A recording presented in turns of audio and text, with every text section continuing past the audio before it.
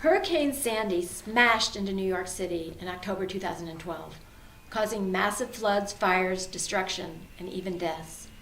Afterwards, the press, the governor, it seemed just about everyone was talking about climate change. So social scientist Bryce Dubois and I wanted to find out whether environmental educators were also starting to talk more about climate change in their environmental ed programs. Well, it turned out that what a lot of educators were talking about was resilience.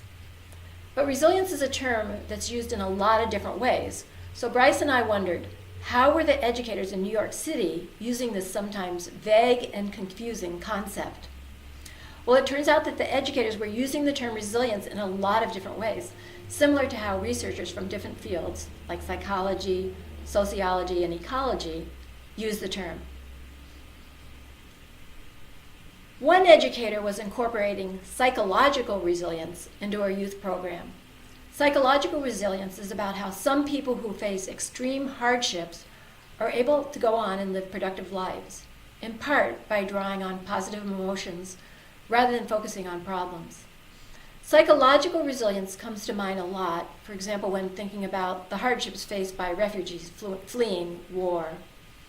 We know that spending time in nature and stewarding or taking care of nature can be part of the healing process for people who have lost loved ones or suffered other hardships. And thus spending time and stewarding nature fosters psychological resilience. I think this is one reason that we see refugees often engaged in community gardens in cities like Toronto or Berlin. But getting back to the New York City environmental education program that focused on psychological resilience after Superstorm Sandy, this program engaged young people in hands-on natural area stewardship, and it used that experience to build the youth's personal strengths, like perseverance, that would be useful in addressing hardships in the future. Community resilience is about the ability of a community to cope with and recover from external stressors resulting from social, political, and environmental change. So you can probably start to see a pattern here. Whether we're talking about individuals or about communities, resilience is about adapting and moving past, and sometimes even growing from, stress and hardship. An environmental educator from an organization that focused on green infrastructure in Manhattan spoke about community resilience in this way. Having green space and an urban farm where people can actively do work is in itself a form of resiliency. Not in a direct environmental way, but in a community way. So if people in the city have a space where they can come to do work in green space and have a connection to it and really learn to care about it, then that's for the resiliency of the population. Ecological resilience is about how an ecosystem bounces back from a disturbance, like how a forest regenerates after a fire or a massive insect infestation. In cities, creating green infrastructure can be part of ecosystem resilience.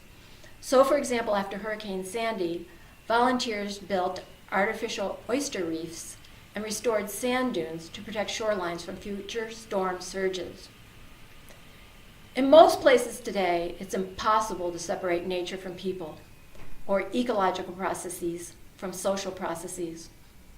So scientists associated with the Stockholm Resilience Center in Sweden came up with the term social-ecological systems resilience to reflect how tightly connected social and ecological processes are. The examples I just gave of ecological resilience, restoring oyster reefs and sand dunes, could also be called social-ecological resilience. This is because by becoming engaged in ecological restoration, people help to heal themselves and their communities at the same time that they are healing the landscape.